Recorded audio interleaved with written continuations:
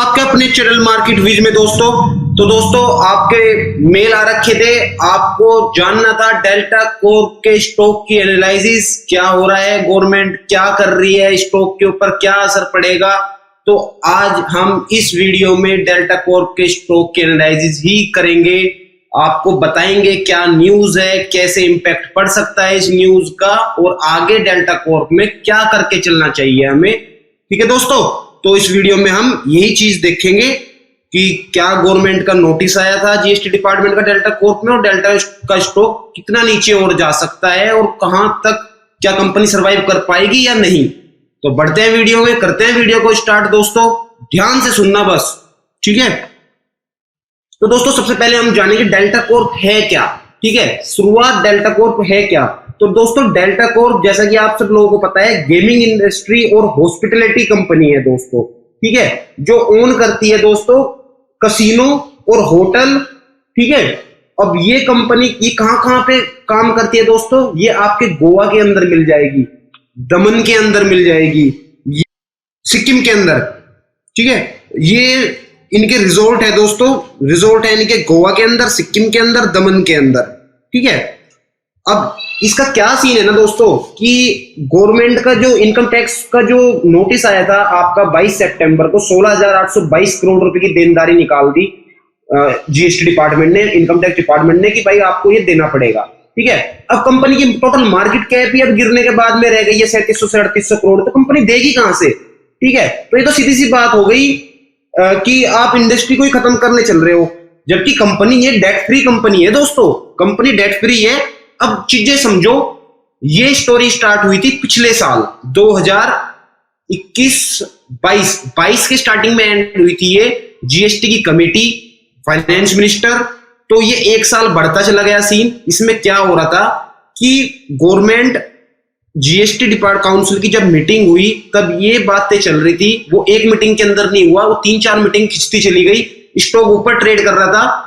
इनकी बातें क्या हुई है कि आप जो बैटिंग करते हो, आपने सपोज करो आपने 1000 रुपए की चिप ली, आप कसिनो में जाते हो इनके और खेलते हो, तो आपने 1000 रुपए की चिप्स ली, तो पहले ये क्या करते थे जीएसटी ये अपने प्रॉफिट के ऊपर देते थे। अब गवर्नमेंट क्या बोल रही है, नहीं भाई तुम रेवेन्यू के ऊपर दो, सेल्स के ऊपर दो। 1000 रुपए की चिप्स ले रहा है कोई, तो तुम 1000 रुपए के ऊपर 28% दो।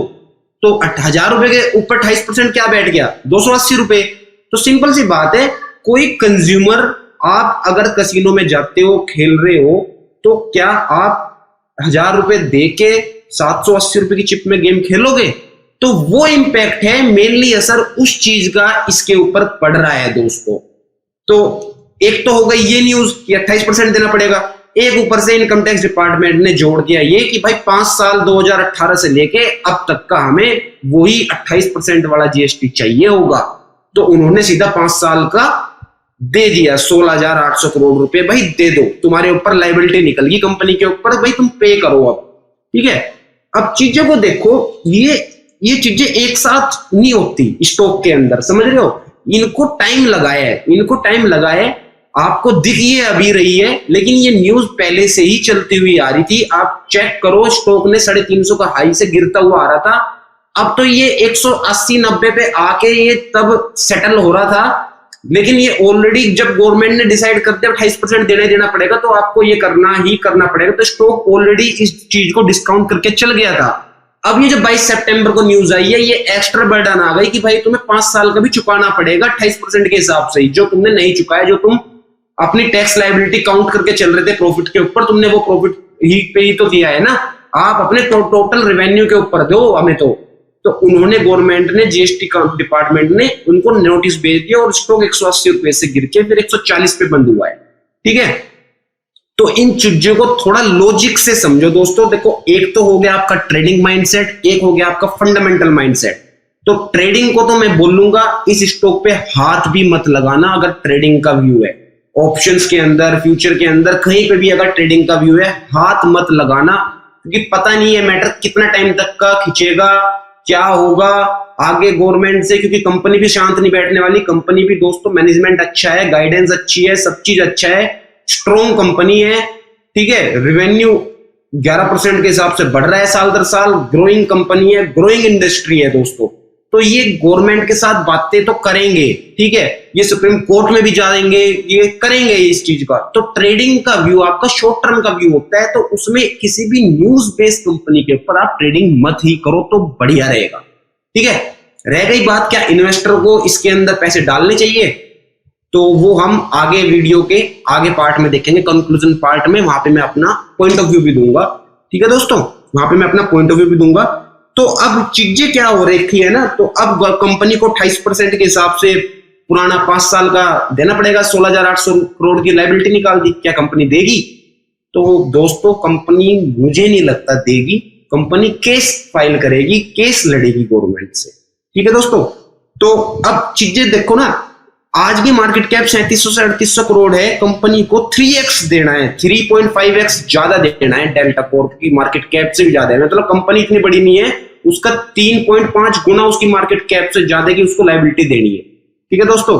तो उस चीज को यानी कि उसके जो उसने आज तक कमाया है ना पिछले 10 साल का रेवेन्यू से भी ज्यादा, मोर देन डबल उसको लायबिलिटी पे करनी है।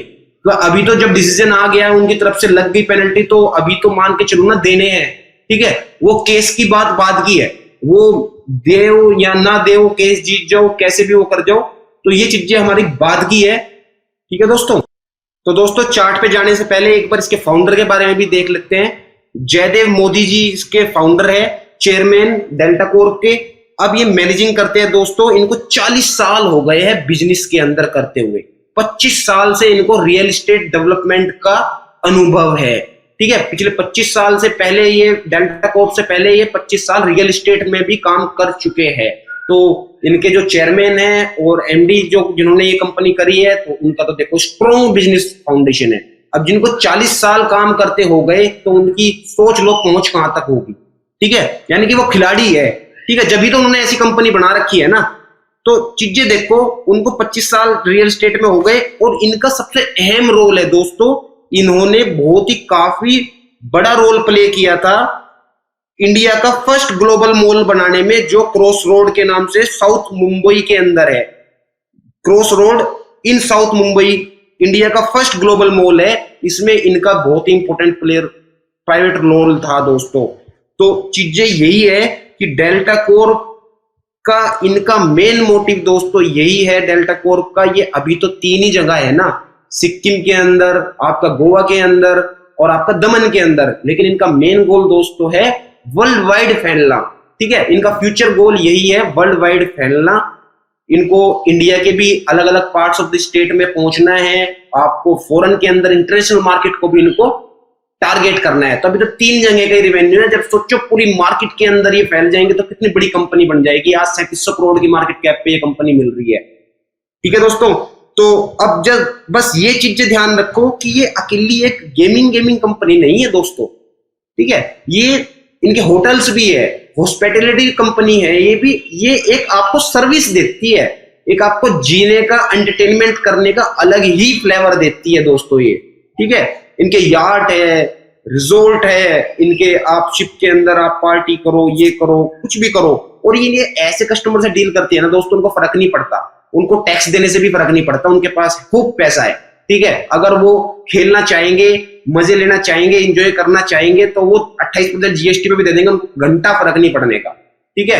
लेकिन चीजें को ध्यान रखो कि मास पे कंट्रोल करना है कंपनी को, तो इस चीजों पे भी लड़ना पड़ेगा कंपनी को। तो थोड़ा कंपनी टफ टाइम से गुजर रही है, बाकी फंडामेंटल कंपनी के बहुत स्ट्रॉन्ग है, बात करेंगे आगे, ठीक है दोस्तों, आगे बात करेंगे। इनका एक चीज और था दोस्तों, ये अपने जो ऑनलाइन गेमिंग बिजनेस जो इनका है डेल्टा कॉर्प का, उसको ये आईपीओ लेके आने वाले थे, लेकिन ये अभी तक लेके नहीं आए, वो आईपीओ होल्ड पे चला गया, वो इसी वजह से चला गया, इस 28% जीएसटी के कारण, ठीक है। तो जैसे कुछ डिसीजन बनेगा तो उस सिनेरियो पे भी इनकी न्यूज आने लग जाएगी, ठीक है दोस्तों, उस सिनेरियो पे भी इनकी न्यूज आने लग जाएगी। बाकी इनका आईपीओ देखेंगे, बाकी आपको चार्ट पे चलते हैं, चार्ट देख लो आप। चार्ट पे देखो दोस्तों, अगर मैं तो बोलूंगा ट्रेडिंग व्यू तो आप मत ही लो, लेकिन अगर आप लेके भी चल रहे हो तो मुझे लग रहा है कि ये अब 5-4 महीने आपके कंसोलिडेशन फेज में काटेगा, ये शेयर आराम से इंतजार करेगा, ये खूब मौका देगा ये आपको खरीदने का। जो लॉन्ग टर्म इन्वेस्टर है, तो पहले न्यूज को क्लियर हो जाने दो, क्लियर होने के बाद में लॉन्ग टर्म वाले इस शेयर को खरीद सकते हैं, क्योंकि हर चीज आपको सस्ती तभी मिलेगी जब सब कुछ खराब है। ठीक है, वो अभी खराब है। क्या आपको लगता है कि फ्यूचर के अंदर डेल्टा कॉर्प नहीं जा सकती? अब इनका बिजनेस इतना अच्छा है, इनका बिजनेस से ही तो, धंधा ही तो इनका मेन चीज है ना। भाई स्टॉक मार्केट में पैसे लगा रहे हो तो सबसे पहले उनके बिजनेस को समझोगे ना, तो बिजनेस तो इनका स्ट्रॉन्ग है, मैनेजमेंट भी इनका स्ट्रॉन्ग है, तो चीजों को देखो। अब इसका लेवल याद रखो, 130 ये लेवल है पहला जहां पे सपोर्ट ले सकती है ये लॉन्ग टर्म चार्ट पे। 2020 में वहां से ब्रेकआउट आया था। और एक इसका लो है दोस्तों 2020 कोविड के टाइम का 60 रुपए का लो। तो मुझे लग रहा है कि अब ये इससे नीचे तो नहीं जाएगा, ये अब वही है ना, प्रिडिक्शन है, तो 120-130 के आसपास ही सेटल हो जाएगा। न्यूज, अब मार्केट हमेशा ना फ्यूचर को प्रिडिक्ट कर लेती है, जो खराब था वो उसने प्राइस के अंदर डिसाइड कर लिया। लेकिन मेरी आपको एनालिसिस सिर्फ एक ही है कि लॉन्ग टर्म वाले इस शेयर को ध्यान में रख के कर सकते हैं, ट्रेडिंग वाले अभी इस न्यूज से दूर रहो, क्योंकि जिस दिन इसके फ्लेवर में न्यूज आ गई ये शेयर 40-50% भाग जाएगा। ठीक है, तो लेकिन आपको फिर वही है ना, आप टाइम प्रिडिक्ट नहीं कर सकते कब न्यूज आएगी कब नहीं आएगी, तो आप सिर्फ कैश मार्केट के अंदर डीलिंग करो कंपनी को। अगर आप अपनी एनालिसिस करो, अपने एडवाइजर से पूछो, ठीक लग रहा है प्रॉपर एनालाइज करके, क्योंकि डिस्क्लेमर है दोस्तों, हमारी कोई राय नहीं है स्टॉक को खरीदने में या किसी भी कंपनी के ब्याह पे या कुछ भी बात पे। हम तो सिर्फ कंप्लीटली एजुकेशन पर्पज से आपको स्टॉक की एनालिसिस दे रहे हैं, फंडामेंटल भी टेक्निकल भी। टेक्निकल लेवल आपको बता दिया है 120 से 30 की रेंज, फंडामेंटल आपको बता दिया कि कंपनी स्ट्रॉन्ग है, स्ट्रॉन्ग मैनेजमेंट है। ठीक है, तो कंपनी का कुछ नहीं बिगड़ने वाला। अब कंपनी का कुछ नहीं बिगड़ने वाला दोस्तों, तो कंपनी इस चीज को हैंडल कर देगी दोस्तों। तो कंक्लूजन दोस्तों एक ही ये रहेगा हमारा कि कंपनी का मैनेजमेंट स्ट्रॉन्ग हो गया। ठीक है, और इनका प्लान, फ्यूचर प्लान इनके एम्बिशियस है, और इनके दोस्तों फ्यूचर के अंदर एक्सपेंडिंग, ये एक्सपेंड जैसे जैसे करेंगे तो कंपनी को फायदा होगा उस चीज का। तो उस चीज को भी आप देख के चलो कि जब ये अदर इंडिया के पार्ट में फैलेंगे, फिर इनके पास फॉरेन कंपनियां हैं बाहर। भाई इंडिया के अंदर ही तो तुम लीगलिटी इसके अंदर फंसे हुए हो ना, बाहर फॉरेन के अंदर तो ये चीज लीगल है। तो कंपनी के पास देखो कितना बड़ा बेस है कि कंपनी वहां पे जाके जब फैलेगी तो कितना रिवेन्यू जनरेट करके देगी, तो उस चीज को देखो। ठीक है, तो कंपनी अपने सेगमेंट की लीडर है दोस्तों। गेमिंग, ऑनलाइन गेमिंग और हॉस्पिटलिटी सेगमेंट में के अंदर अपने ही एक अलग फ्लेवर का बिजनेस कर रही है कंपनी। तो इस कंपनी को आप देख के चल सकते हो। बाकी इसके नंबर्स एकदम ओके है, 11% के हिसाब से रिवेन्यू जनरेट होता है हर साल, कंपनी प्रॉफिटेबल है, कंपनी डेट फ्री है, बैलेंस शीट के अंदर कोई कमी नहीं, ग्रोइंग इंडस्ट्री है दोस्तों, अभी इतनी फैली नहीं लेकिन आगे आगे चल के ये फैलेगी कंपनी। तो दोस्तों उम्मीद है आपको एनालिसिस पसंद आई होगी। ठीक है, आप हमें इंस्टाग्राम पे भी फॉलो कर सकते हो दोस्तों, चैनल का हैंडल आप wiz.market है, और यूट्यूब के पेज पे आपको हमारा लिंक मिल जाएगा, आपको वहां पे भी लर्निंग से रिलेटेड कंटेंट मिल जाता है। कोई भी अपडेट हो हम वहां पे आपको बता देते हैं। बाकी दोस्तों thank you for joining us. उम्मीद है आपको एनालिसिस पसंद आई होगी। अगर एनालिसिस पसंद आई है तो दोस्तों चैनल को सब्सक्राइब करो, और भी वेल्थ बिल्डिंग से रिलेटेड, टेक्निकल से रिलेटेड, फंडामेंटल से रिलेटेड, इन्वेस्टिंग से रिलेटेड, ट्रेडिंग से रिलेटेड आप हमारे चैनल पे वीडियो है लर्निंग से रिलेटेड, तो आप वो भी देख सकते हो। बाकी डेली हम आते ही है स्कैल्पिंग ट्रेड एनालिसिस देने के लिए, रोज मंडे टू फ्राइडे 9 AM। बाकी आपको कल की एनालिसिस ऑलरेडी अब चैनल पे अपलोड हो गई है, 2 से 2:30 बजे हमारी हो जाती है अपलोड, तो आप देख सकते हो। ठीक है दोस्तों, बाकी बस चैनल को सब्सक्राइब करो अगर पसंद आई है एनालिसिस, और टिल देन मौज करो दोस्तों, ट्रेडिंग करो लेकिन अपने लॉस को मिनिमाइज रखो। कम लॉस रहेगा तो आपकी साइकोलॉजी हार्म नहीं होने की, साइकोलॉजी हार्म नहीं होने की तो आपका माइंडसेट सही कंट्रोल में रहेगा और आप प्रॉफिट कर पाओगे। सबसे मेन चीज है दोस्तों लर्निंग, लर्निंग पे फोकस करोगे तो अर्निंग ऑटोमेटिकली मिलेगी। ठीक है, बाकी टिल देन मौज करो दोस्तों। Thank you so much.